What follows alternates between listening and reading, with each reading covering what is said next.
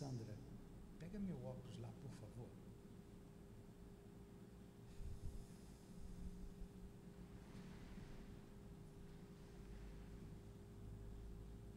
CEAP, Centro Espírita Altivo Panfiro. Uma casa de amor. Boa tarde. Boa tarde. Boa tarde aos nossos ouvintes. Que Jesus abençoe a nossa tarde de estudos.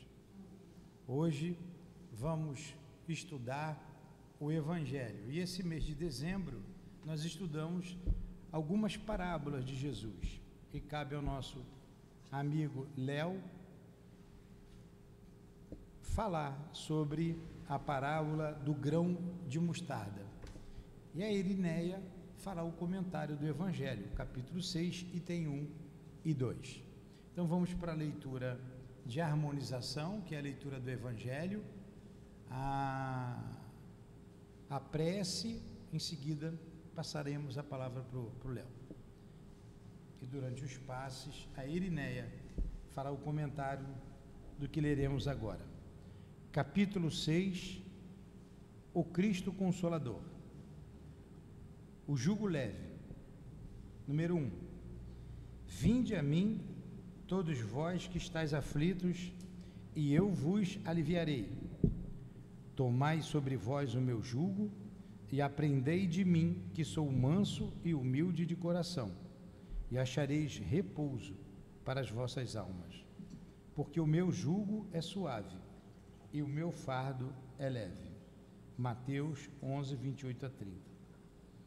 Todos os sofrimentos, misérias, decepções, dores físicas, perda de entes queridos, encontram sua consolação na fé no futuro, na confiança na justiça de Deus, que o Cristo veio ensinar aos homens. Entretanto, sobre aquele que nada espera após esta vida, ou simplesmente duvida, as aflições tornam-se muito mais penosas e nenhuma esperança vem diminuir o seu amargor. Eis o que levou Jesus a dizer: vinde a mim, todos vós que estáis fatigados, e eu vos aliviarei. Jesus, no entanto, colocou uma condição para a assistência e a felicidade que promete aos aflitos. Essa condição está na lei que ele ensina. Seu jugo é a obediência dessa lei, a essa lei. Mas esse jugo é leve e essa lei suave, já que impõe como dever o amor e a caridade. Aqui estamos, Jesus, reunidos em teu nome, em nossa casa de amor, o CEAP, pedindo a tua permissão, a permissão de Deus, para desenvolver os estudos da reunião desta tarde e ainda recorrer aos diretores da nossa casa, aos responsáveis por esta reunião pública, o nosso irmão altivo, diretor da nossa casa de amor, o professor José Jorge e toda a coluna de espíritos que sustentam o nosso CEAP.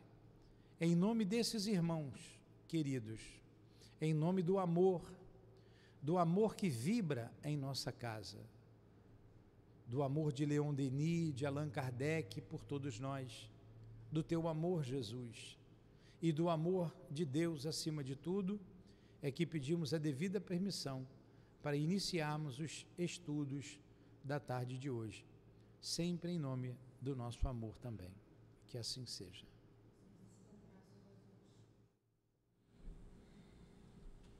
Então, está a cargo do nosso Léo a parábola que nós tiramos aqui do livro Parábolas e Ensino de Jesus, de Caibá Schutel, que eu tenho saudade desse livro, nós estudávamos aqui, né? Que diz o seguinte: o reino dos céus é semelhante a um grão de mostarda, que um homem tomou e lançou no seu campo, o qual grão é, na verdade, a menor de todas as sementes, mas depois de crescida, é a maior das hortaliças e faz-se árvore, de tal modo que as aves do céu vem pousar nos seus ramos. Essa parábola foi assinalada por Mateus, por Marcos e por Lucas. Está com você, Léo. Que Deus te abençoe, que o altivo te inspire. Você quer esse livro? Não.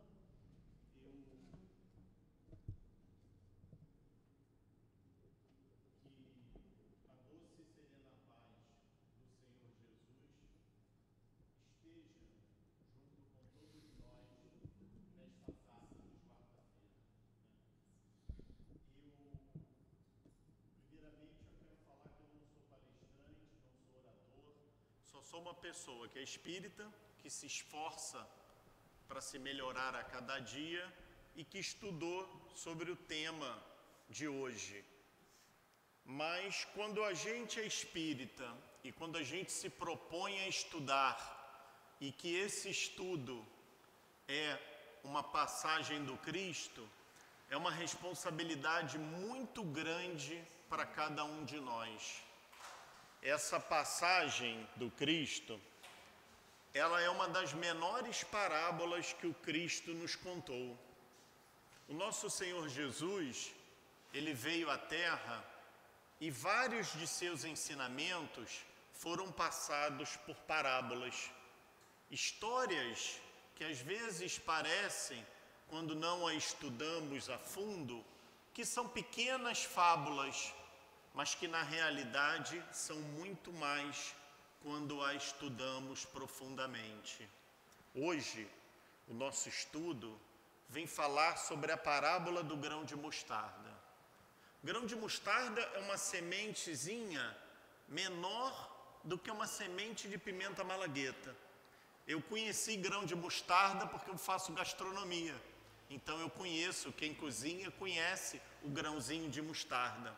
Quem não tem noção do que seja, imagina aquela mostarda Dijon, aquela cara amarela, ali dentro tem uns grãozinhos pequenininhos, um grãozinho daquele é um grão de mostarda.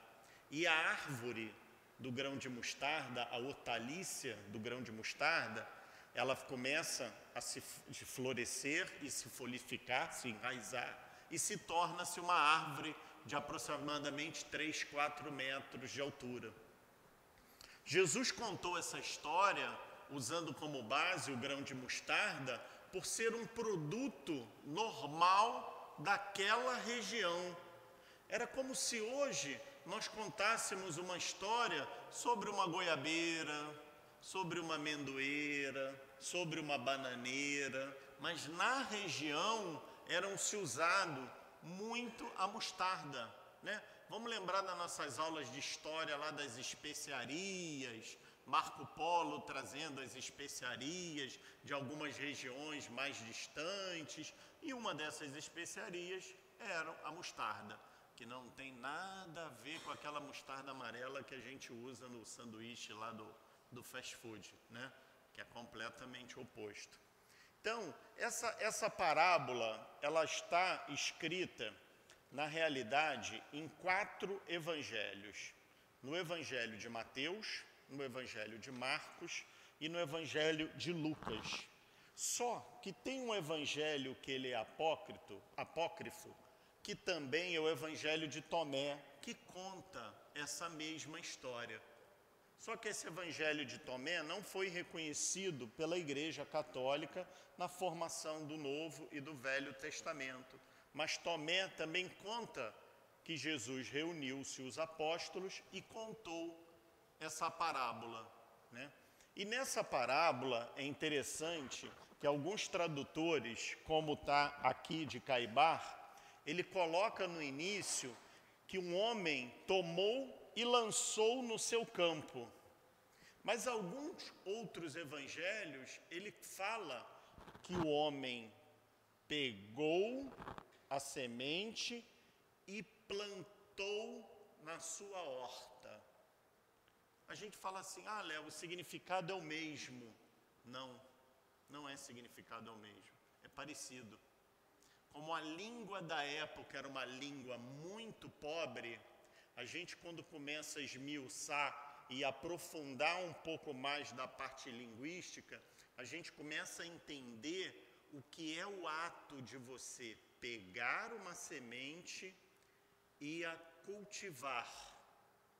Você tem a intenção de plantar o grão de mostarda para que se vire uma árvore tão frondosa que, como ele diz aqui na passagem, que os próprios pássaros se abrigam nesta árvore. Então, o que Jesus queria dizer e quer dizer para cada um de nós quando ele diz que o reino dos céus se assemelha a um grão de mostarda? Que todos nós começamos pequeno. Todos nós fomos criados simples e ignorantes.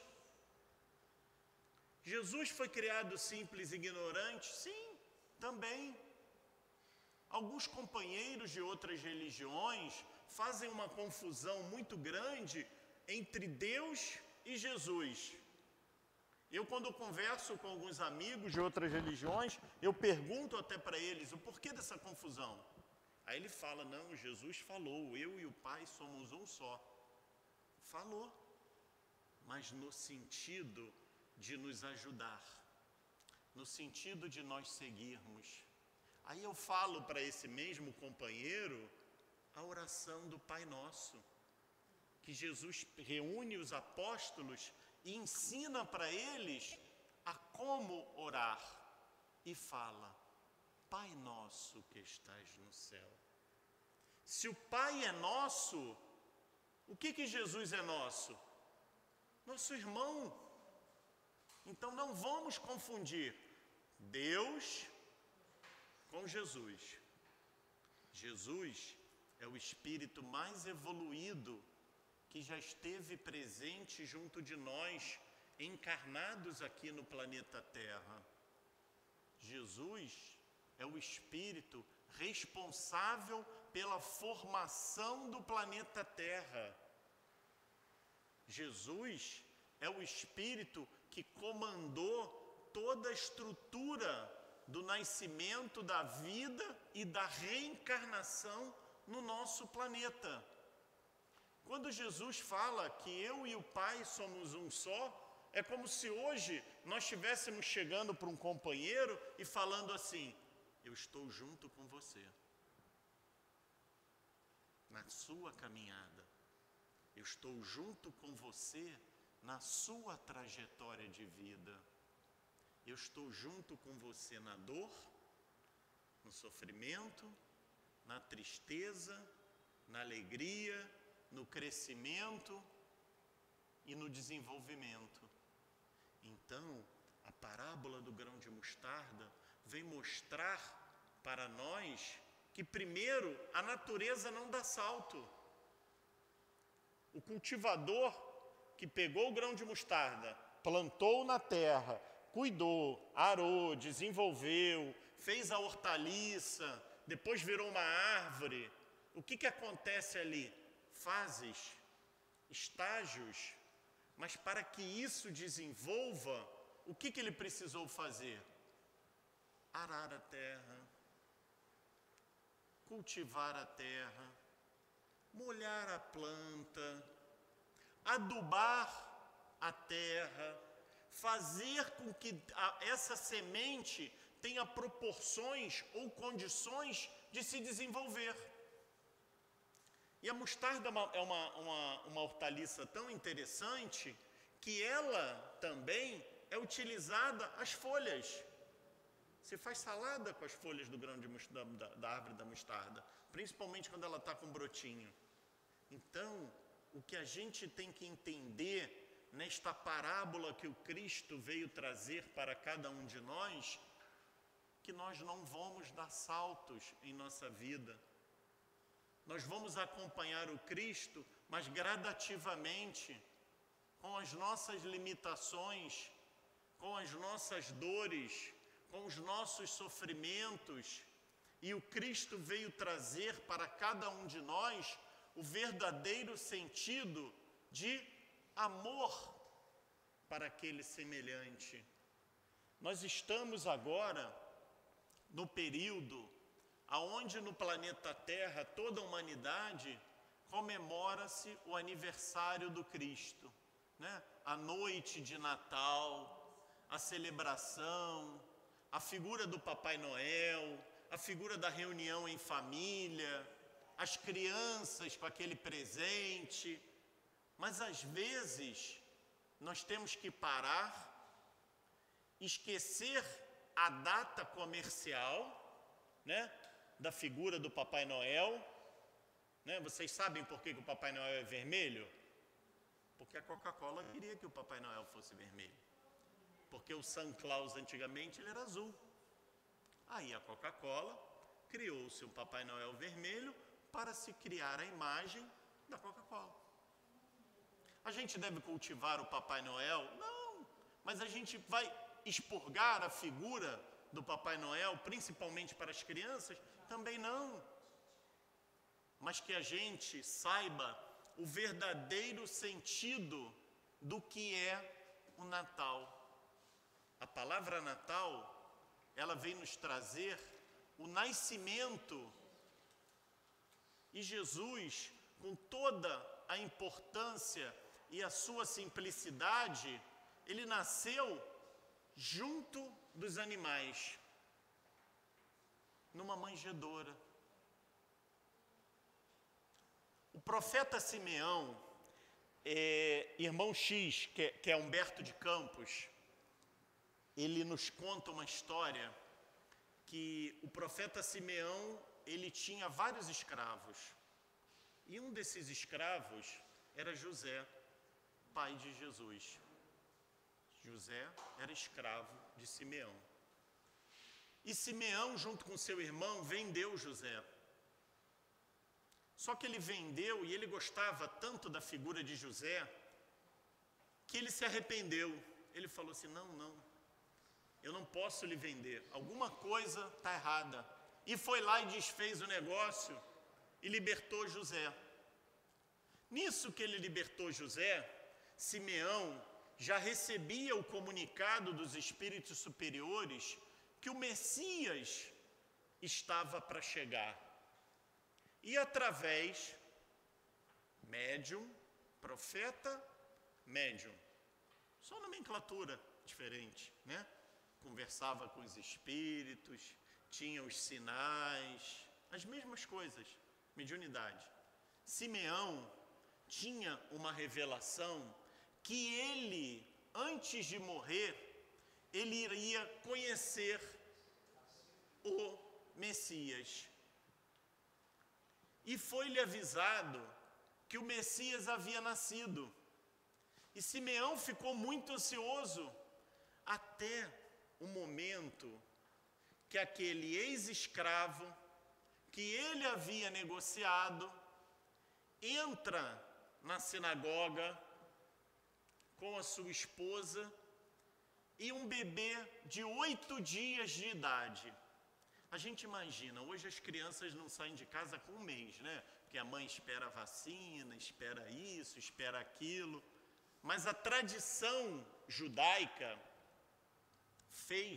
fazia com que os seus bebês iam para as sinagogas. Simeão, quando encontra aquele bebê nos braços de Maria, esposa de José, que Simeão era o escravo, havia vendido, ele se ajoelha e fala, agora eu já posso falecer. E nisso que ele fala que ele já pode falecer, obrigado. Nisso que ele fala que ele já pensa, ele não fala. Ele questiona aos espíritos e questiona ao bebê Jesus. Por que vieste numa manjedoura? Por que viestes filhos de um escravo, de um marceneiro, de um carpinteiro? E Simeão não entende como Jesus não veio em um berço de ouro, ou filho de um doutor da lei, ou de um juiz, ou de uma família nobre, ou até mesmo não nasceu no berço de Roma. E o bebê, com 8 dias de idade, aponta para o coração de Simeão. Simeão, na hora, não entende o que havia acontecido. E depois, no plano espiritual, Humberto de Campos nos conta essa história, que o espírito de Simeão consegue entender o gesto daquele bebê apontando para o seu coração. Porque aquele momento começa a vida de pregação do maior espírito que esteve e está presente junto de cada um de nós. Jesus não veio pelo ouro, pela prata, não veio pelos livros nem pela lei, ele veio pelo amor. E assim que nós devemos seguir ao Cristo, pelo amor. Temos que entender qual o verdadeiro sentido desta palavra que ele veio mostrar para cada um de nós. O você amar ao seu próximo, o você perdoar, o você amar ao seu inimigo. Difícil, muito difícil. Pedro, que era um apóstolo muito ativo junto ao Cristo, teve exatamente esse questionamento que cada um de nós tem. Senhor, como amar a um inimigo? Senhor, como amar alguém que faz mal a quem eu amo? Senhor, como amar a quem quer mal a ti? E o Cristo vira para Pedro e fala assim: Pedro, se não consegues amar, aprendas a suportá-los, a não emanar o mesmo pensamento e a mesma vibração que aquele companheiro que na realidade é um doente ou um ignorante está emanando para você. O que o Cristo quis nos dizer? Para nós não entrarmos na mesma faixa vibracional e não elevarmos o nosso pensamento às situações ruins da nossa vida. Quando Jesus veio trazer para nós a boa nova, que falou que ele ia mandar a boa nova para nos esclarecer, Kardec, professor Rivail, nos traz o Livro dos Espíritos para tirar todas as nossas dúvidas, tirar todos os nossos questionamentos. Vamos analisar um pouco a questão do amar o inimigo. Foi uma das questões mais difíceis que eu tive na doutrina espírita, porque o meu questionamento era um questionamento muito parecido de Pedro. É hipocrisia eu amar a quem não me quer bem. É hipocrisia eu amar a quem me quer mal. É hipocrisia eu amar a quem quer mal a minha casa. É hipocrisia eu amar a quem quer mal a um filho ou a uma filha. Aí Kardec vem nos trazer o Livro dos Espíritos para nos falar da reencarnação. O que é reencarnação? Não é ressurreição, é reencarnar. É eu nascer, crescer, desenvolver, falecer e nascer novamente em um outro corpo, não naquele mesmo corpo. E assim sucessivamente. Eu, Leonardo, sou um espírito imortal. Agora, nesta encarnação, eu me chamo Leonardo. Eu estou com 50 anos, eu tenho uma filha, sou casado, tenho uma família. Agora, o espírito Leonardo foi criado há muito tempo atrás. Quando foi, não me interessa. O que eu fui na vida passada, não me interessa.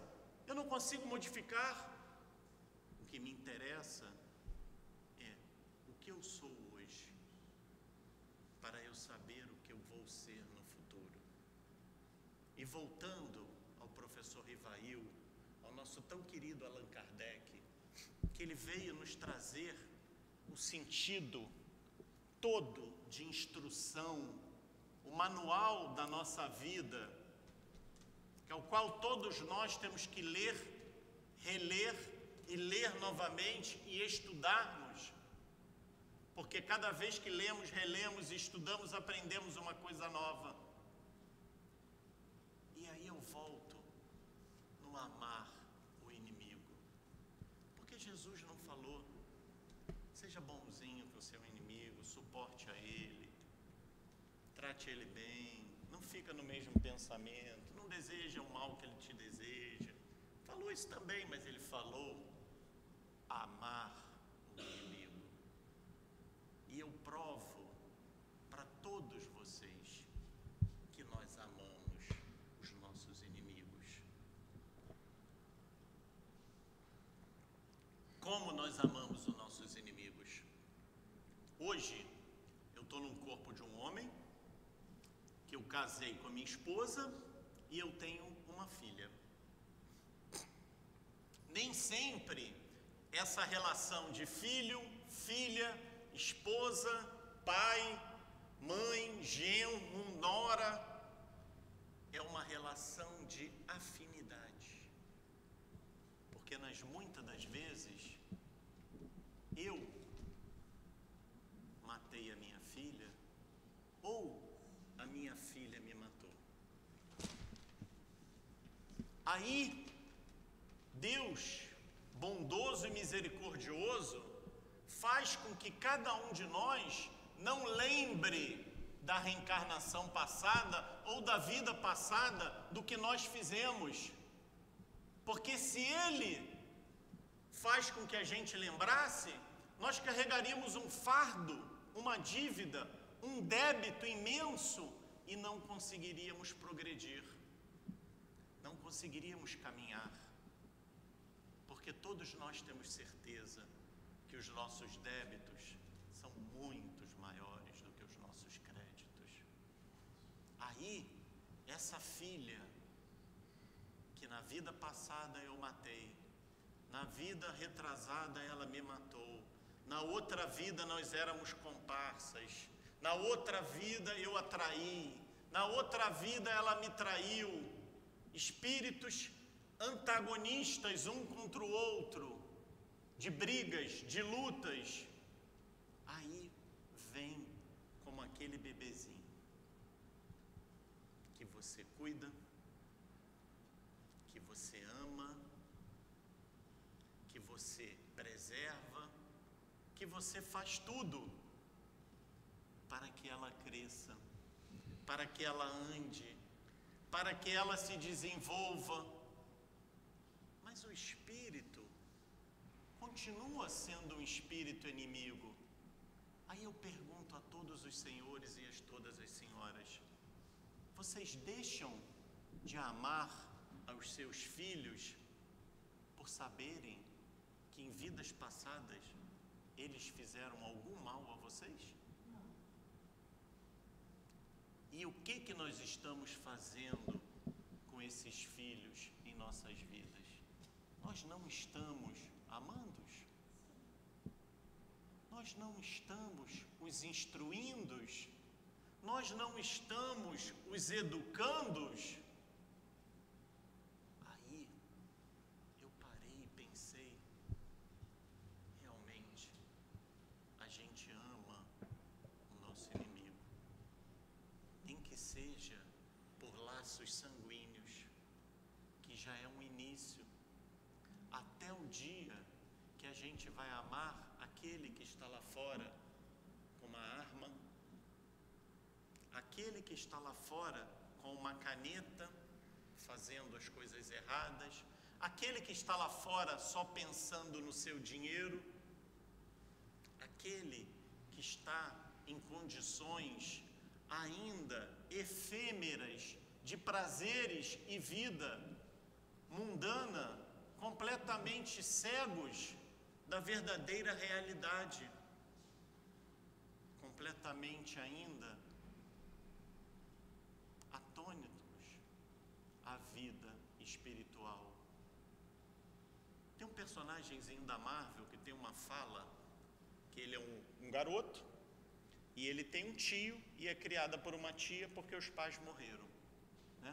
E o tio, antes de morrer, diz como se estivesse prevendo que ele fala, ele vira para ele assim: grandes poderes, grandes responsabilidades. Nós temos grandes poderes, porque temos o conhecimento. A partir do momento que a gente tem um contato com a doutrina espírita, que a gente tem o conhecimento, não dá mais para a gente falar que a gente está errando porque a gente não sabia.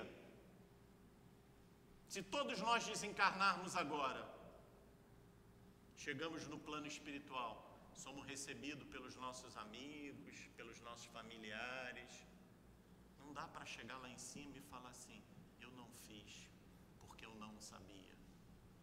Não, você não fez porque você não quis. Porque você quis ficar na sua zona de conforto. Porque sabia, você sabia.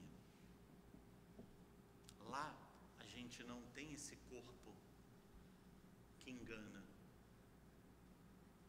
Lá, nosso pensamento, ele gera formas aos quais os outros companheiros que estão junto de nós percebem o que nós estamos pensando na vida. Aqui, conseguimos estar na casa espírita e estar pensando no jogo do futebol, está pensando no trabalho, está pensando no presente, na namorada, no cachorro, no papagaio, no periquito. Mas lá não. Lá, o pensamento constrói. Pensamento é força. Pensamento é matéria. Então, se nós temos o conhecimento, se nós temos o entendimento, se nós temos a doutrina espírita para nos esclarecer, nós temos que ter ação, primeiro para estudarmos, e junto com o estudo, nos modificarmos. Jesus participou da formação do planeta e do sistema solar. Os estudiosos falam, os cientistas, que a Terra tem aproximadamente 4,8 bilhões de anos. Bilhões. Jesus já era o Cristo. Já era o responsável pela formação do nosso planeta. Há 4,5 bilhões de anos. O homem na Terra, homem, Homo sapiens nosso, data-se aproximadamente de 200, 250 mil anos. Às vezes tem algumas descobertas que bota-se um pouco a mais. Vamos botar 300 mil anos. Se nós estamos reencarnados na Terra como primeira reencarnação, não estou falando que nós nascemos junto com a formação da Terra, mas se nós não viemos de outros planetas e fomos aqui, começamos com a Terra, nós temos 200 mil anos. Enquanto a gente estava na caverna, batendo, criando, tentando desenvolver a roda, tentando desenvolver o fogo, Jesus já era um espírito de escola, já era um espírito formador do planeta Terra, responsável por essa beleza toda do sistema solar. A tecnologia do homem avança muito no decorrer dos tempos. Há 44 anos, o homem lançou uma sonda para viajar pelo espaço. A Voyager, eram duas sondas, a Voyager 1 e a Voyager 2. A Voyager 1 chegou nos anéis de Plutão. E dali ela não conseguiria mais tirar fotos e tirar imagens da Terra ou dos outros planetas. Todas as imagens que a gente tem do planeta Terra, a maioria das fotos foi a Voyager que criou, né? E um cientista da NASA sabia que esse satélite que a Terra mandou para o espaço, ele iria se perder no sentido da fotografia, da imagem. Ele continua até hoje, mas só que metade das suas funções foram desligadas para que não dessem problema. Sabe aquele carro velho que a gente não pode ligar o ventilador porque senão a bateria não liga, aquela coisa assim? É mais ou menos isso, né? Você imagina, 44 anos, os cientistas que lançaram já não estão mais trabalhando.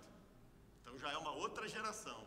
Não é à toa que eles não sabem mais lançar um foguete para a Lua, né? Isso é outra história, mas a gente conta depois. E o que esse cientista fez? Ele falou assim, nós vamos perder a Voyager, né? Vamos perder. Ela não vai poder tirar foto. Não vai poder tirar foto. Então vira ela para o sistema solar e tira a última foto. E ele fez isso. Uma imagem brilhante que se chama a foto da família, que é a foto de todos os planetas do sistema solar. Quando a gente olha essa foto, eu falei assim, cadê a Terra? Não estou vendo. Aí tem que ampliar,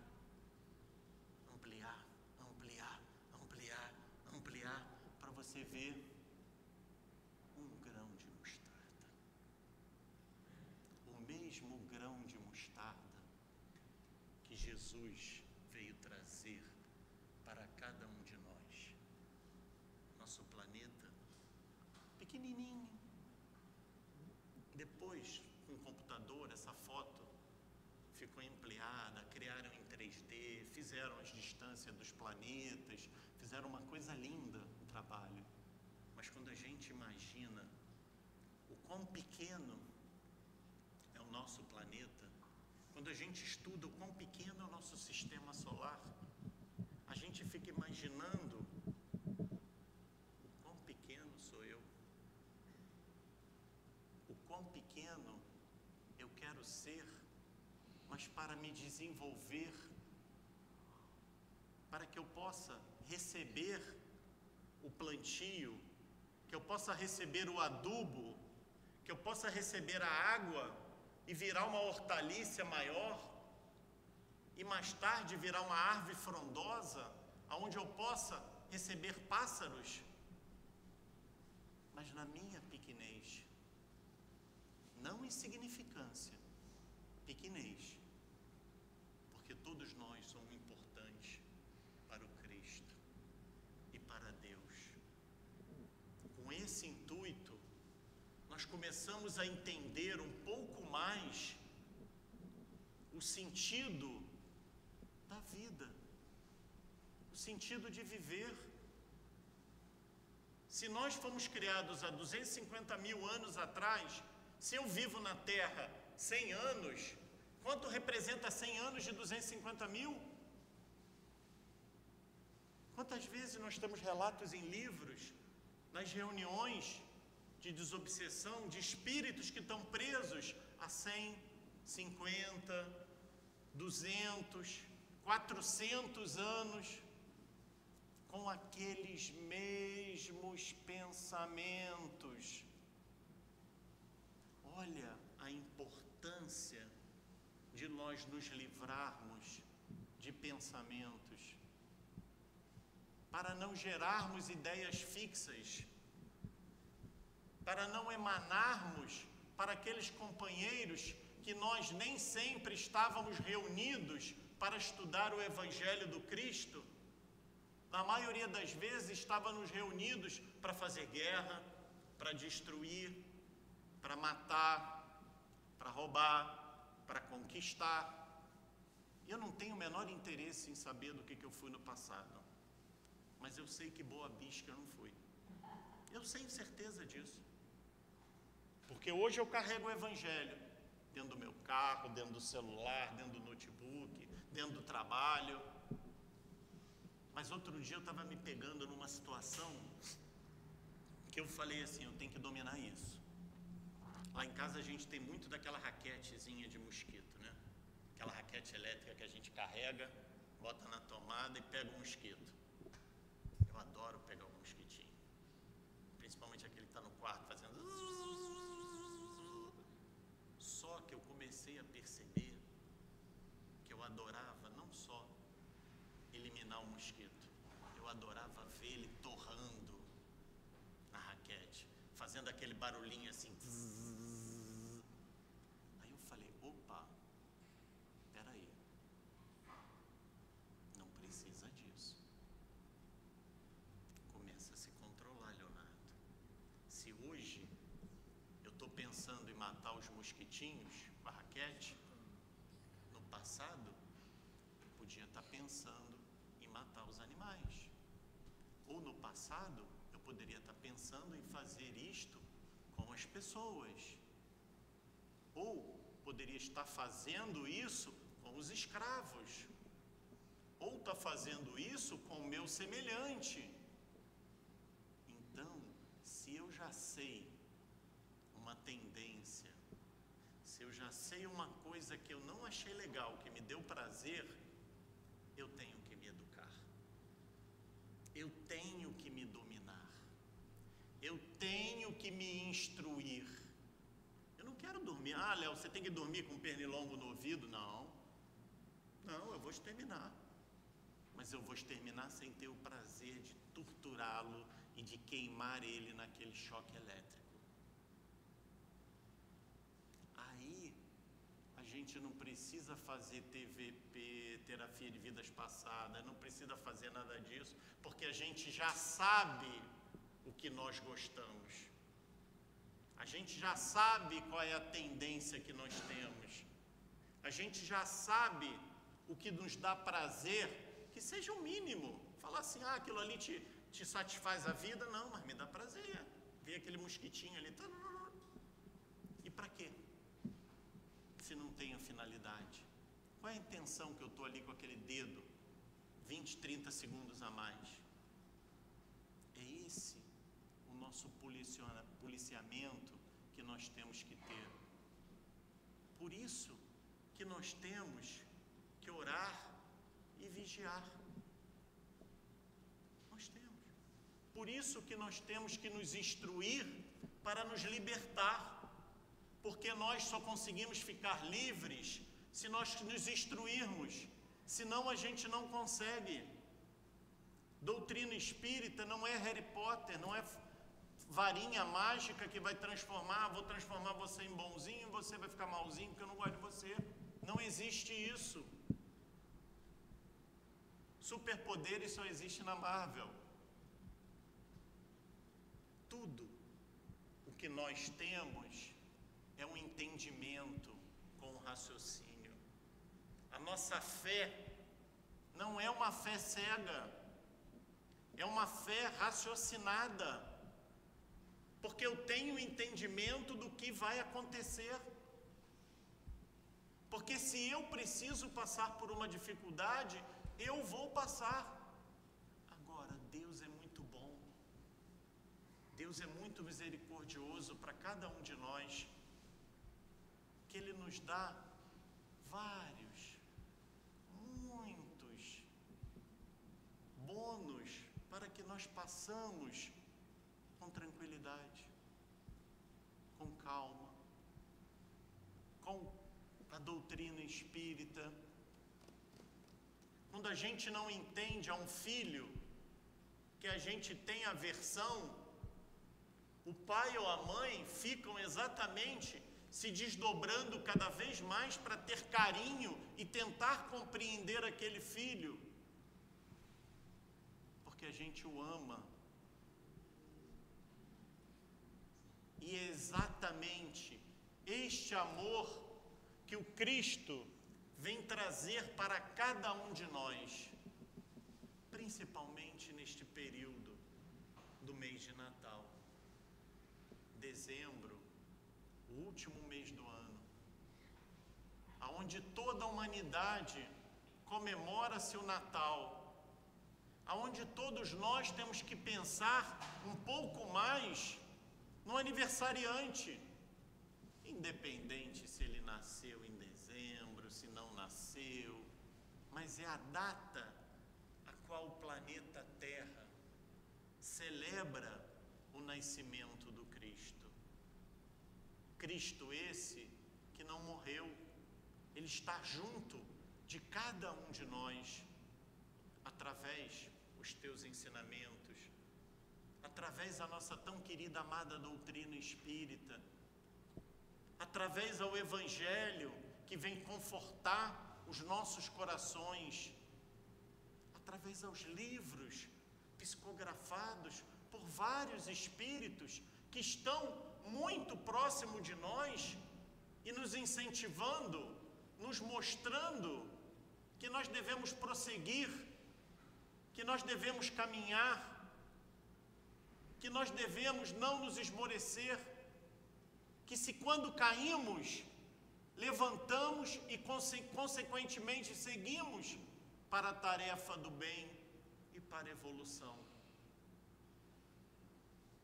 Essa frase que eu falei agora, eu acho que é a frase que resume o que mais o nosso querido Dr. Erma fala para cada um de nós. Caiu, tropeçou, levanta e volta para o trabalho. Não para. Nós já paramos muitas vezes. Continua. Segue o teu caminho.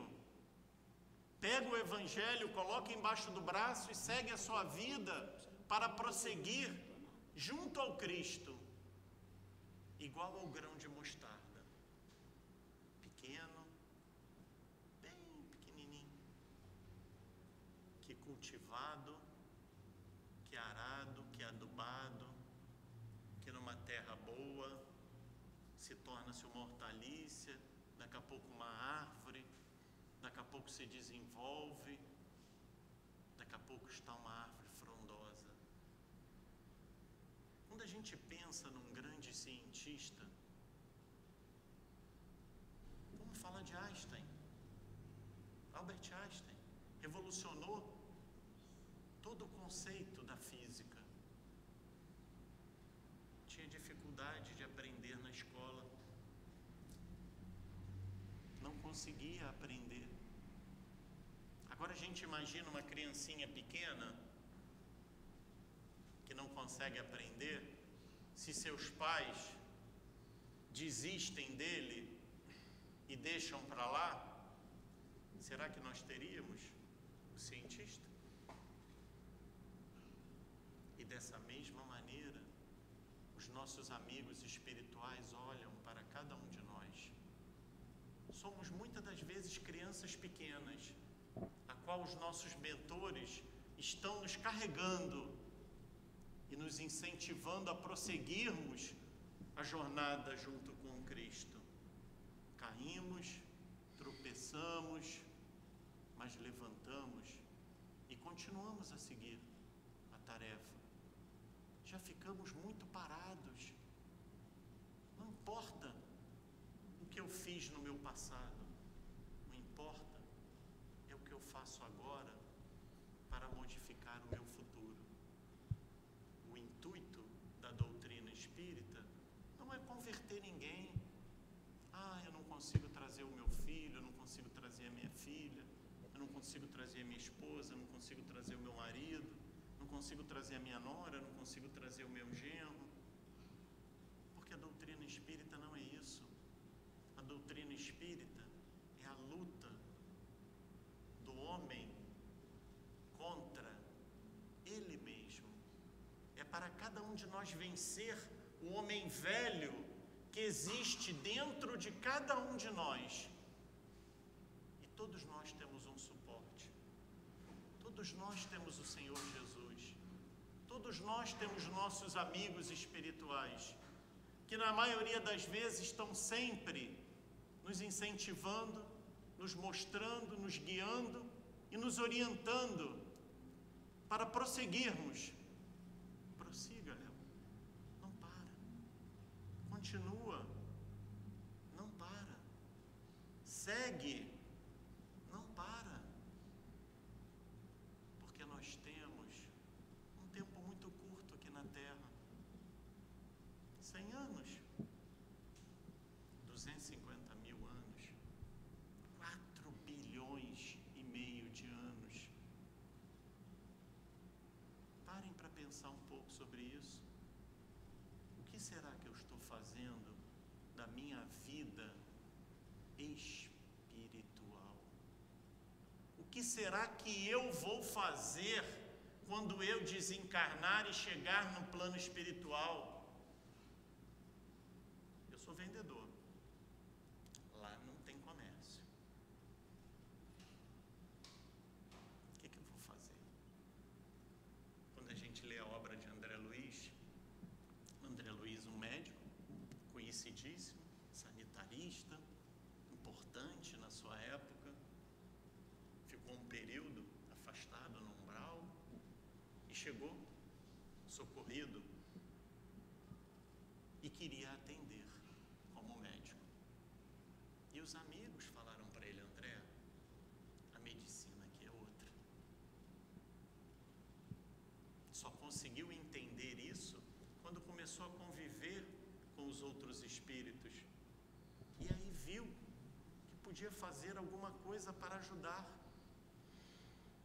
Mas o que fez ele sair do lugar?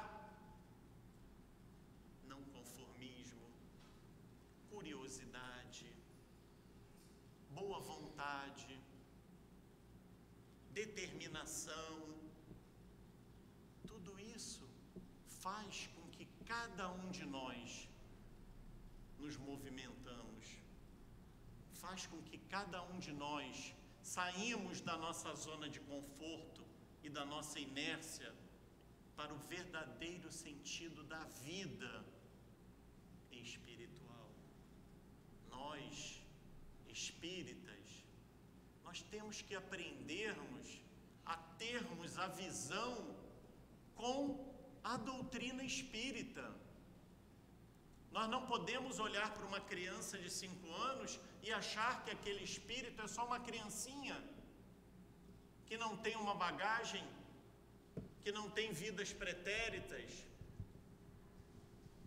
Quando nós olhamos pelo prisma da reencarnação, nós enxergamos um espírito que está reencarnando para progredir, para crescer, para dominar as suas más tendências, para vencer a si mesmo, igual a todos nós, igual ao que o Cristo veio nos trazer, igual a que Kardec vem nos ensinar neste livro.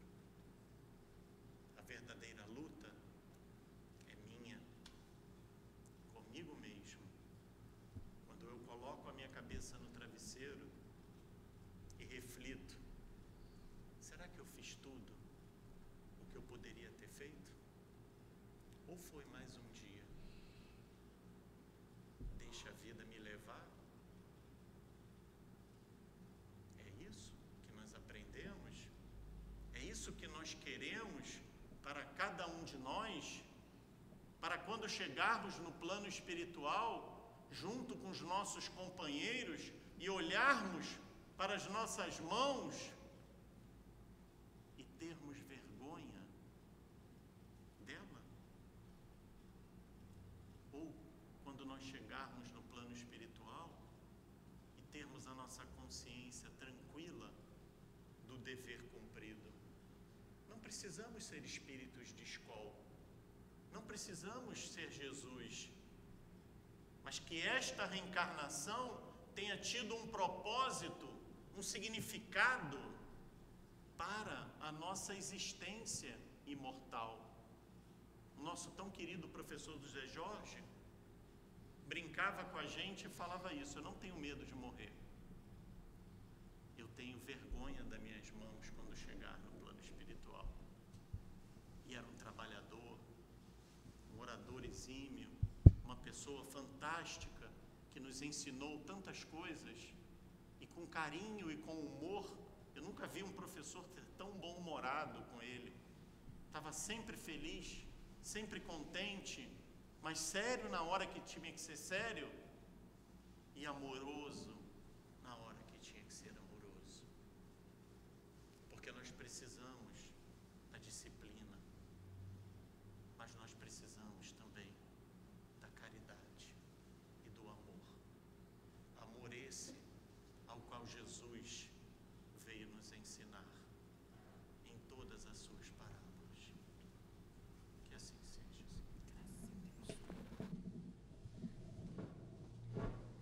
Muito bem. Muito obrigado ao Léo. Vamos agora à nossa segunda parte, o momento do passe. Os médiuns, por favor. Carlos.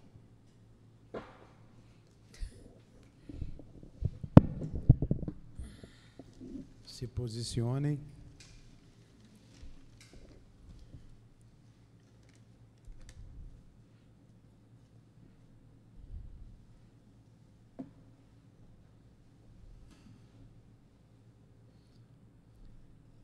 Médico Jesus, agora precisamos da tua medicina, do teu amor, insuflando os médiuns através dos seus guias para o momento do passe. Em teu nome, Jesus, em nome desses guias amorosos, é que pedimos a devida permissão para iniciarmos o trabalho dos passes. Que assim seja. Graças a Deus. Capítulo 6 do Evangelho segundo o Espiritismo, item 1, o jugo leve. O jugo referido por Jesus é a observância da lei divina que ele trouxe, que, uma vez entendida e aceita, estabelece um vínculo de submissão e obediência a Deus, que deve levar o homem ao esforço de praticá-la no dia a dia. Quem assim o fez, percebe que esse jugo entendido, aceito e exercitado, alivia e consola, tornando o fardo bem mais leve e mais fácil de carregar.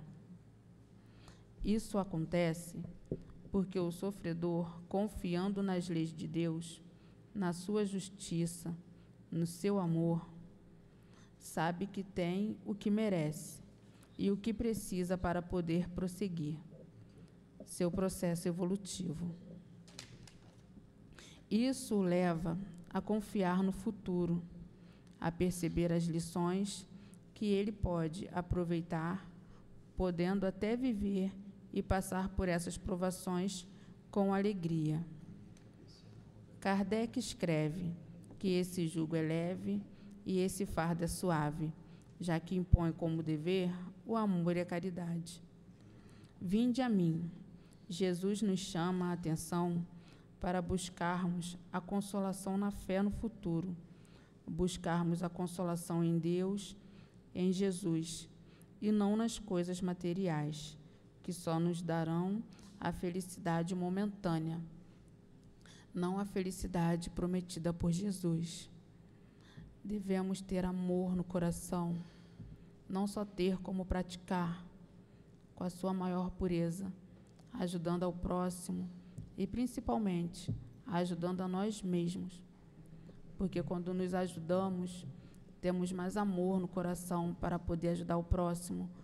E quanto mais ajudarmos, mais amor sentiremos por nós mesmos e mais seremos felizes, já que deixaremos de lado as nossas preferências, os nossos vícios.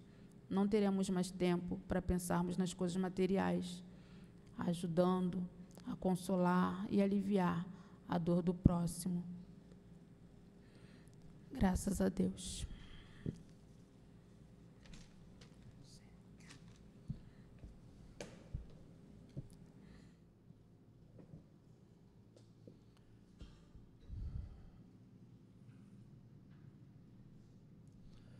Vamos à leitura da mensagem trazida pelo plano espiritual.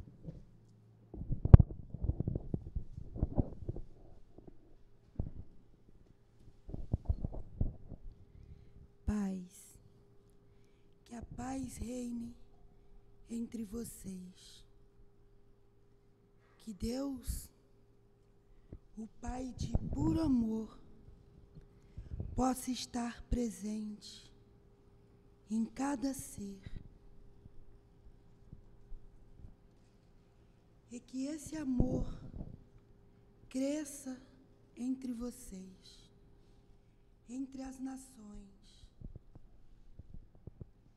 Que vocês que já caminham e sabem do amor do Mestre Jesus, do amor do Pai,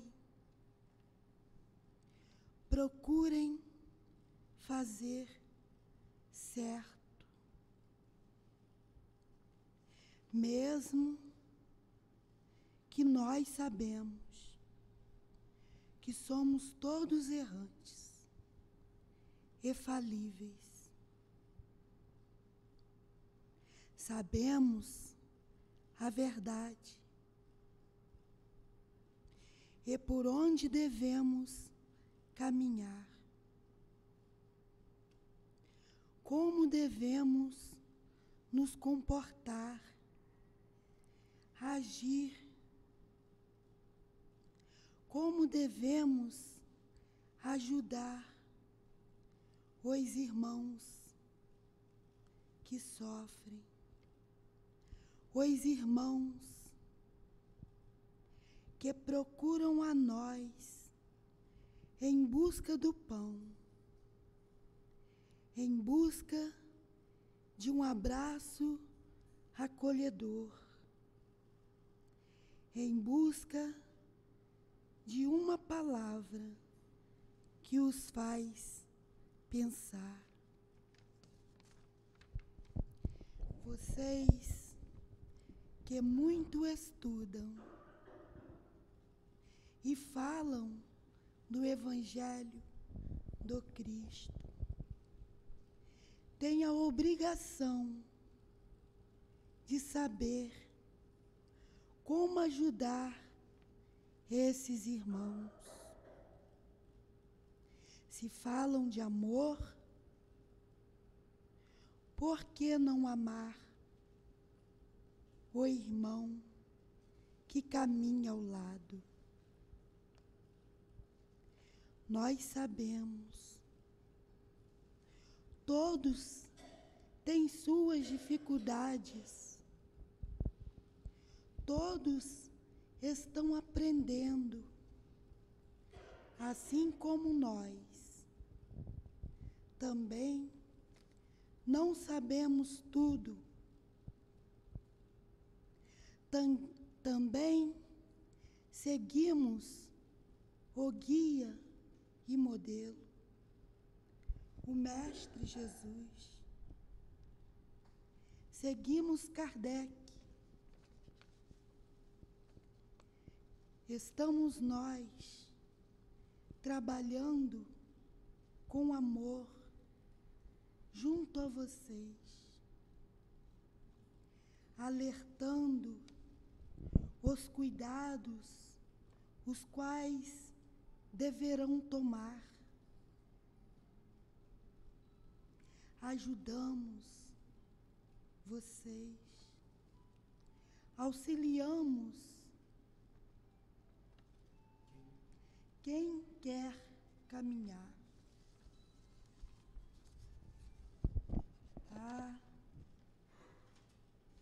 Lembrando a todos, durante a caminhada, encontrarão muitas flores, rosas, árvores frutíferas e plantas que ajudam na cura, mas também encontrarão ervas daninhas, árvores que não darão frutos e outras que darão maus frutos e poderão matar. E também muitos espinhos e ervas venenosas. Mas, se vocês estiverem atentos e vigilantes, passarão por tudo e não sofrerão mal algum. Que os estudos do Evangelho de Jesus estejam fixados no coração de cada trabalhador, principalmente dos conhecedores das obras da doutrina espírita.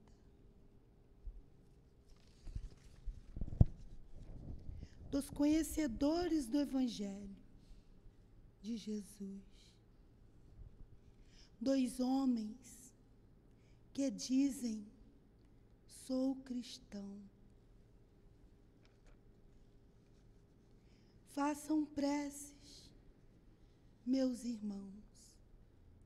Façam preces pelo mundo, pelas nações, pelos seus dirigentes. Mas não os acusem. Todas as almas que devem passar por tais problemas, tais dores causadas por tais almas dirigentes dessas nações,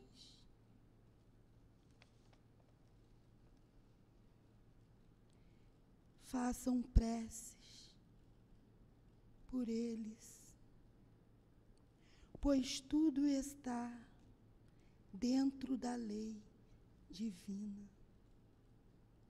Pediram para passar pelo que outrora fizeram. Façam preces para as crianças, pelos jovens que ainda se encontram desamparados. São almas que só a misericórdia divina para os libertar das garras dos malfeitores do além. São espíritos impostos a reencarnar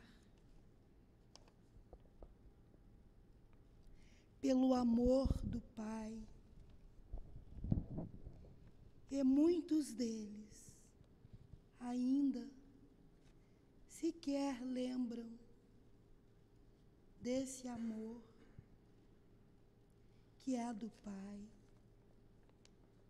da intervenção do Filho, o Mestre Jesus. São espíritos muitos rebeldes que precisam de ajuda, de preces, precisam lembrar do amor do Mestre Jesus. Oh, não são poucos, e muitos deles, quiçá, são espíritos rebeldes devido às nossas ações de outrora. Então, ajude-os a lembrar de Jesus. Ajude-os a lembrar do Pai de amor.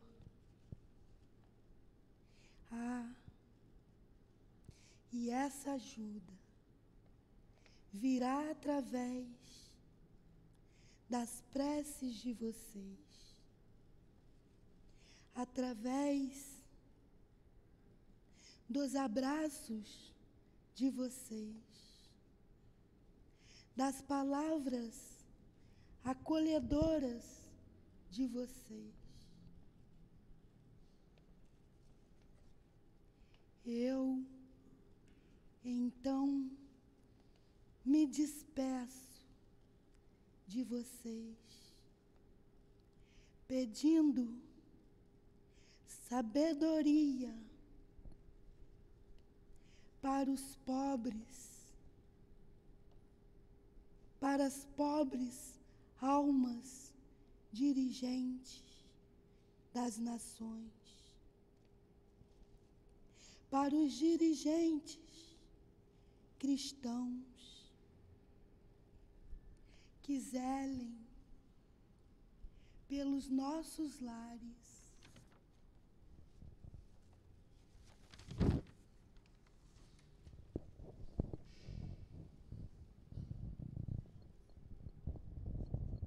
pelas nossas casas, para muitos,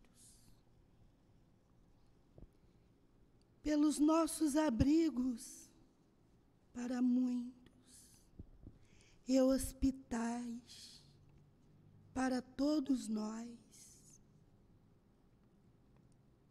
Cuidem, não fujam das regras,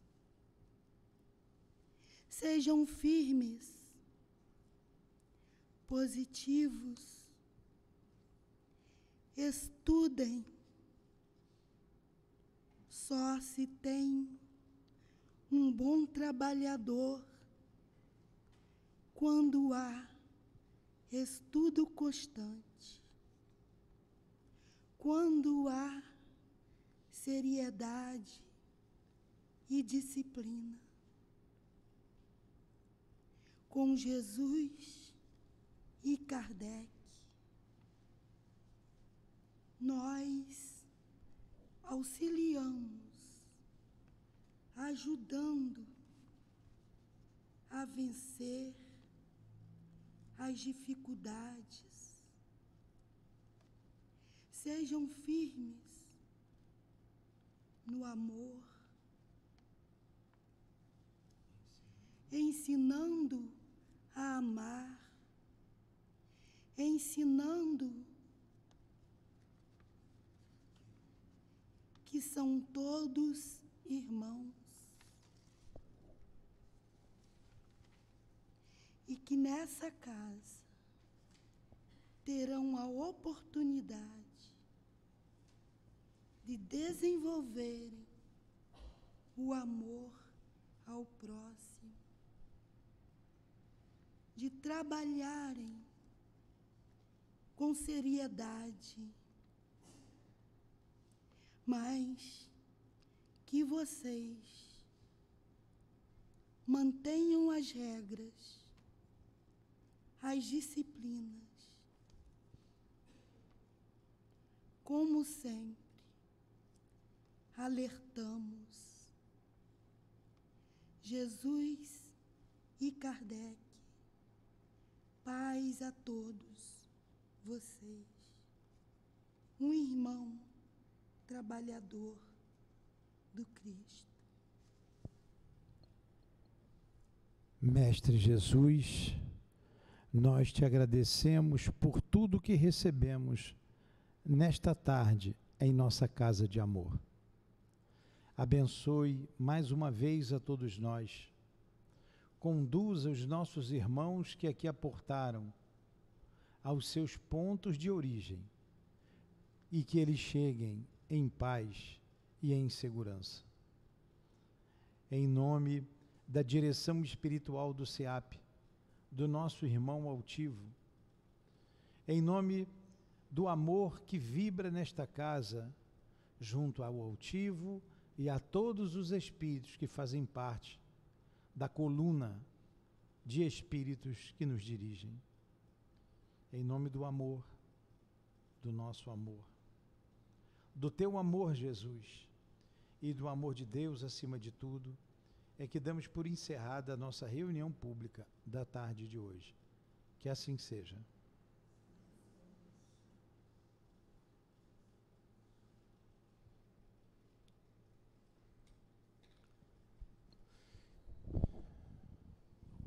SEAP, Centro Espírita Altivo Panfiro. Uma casa de amor.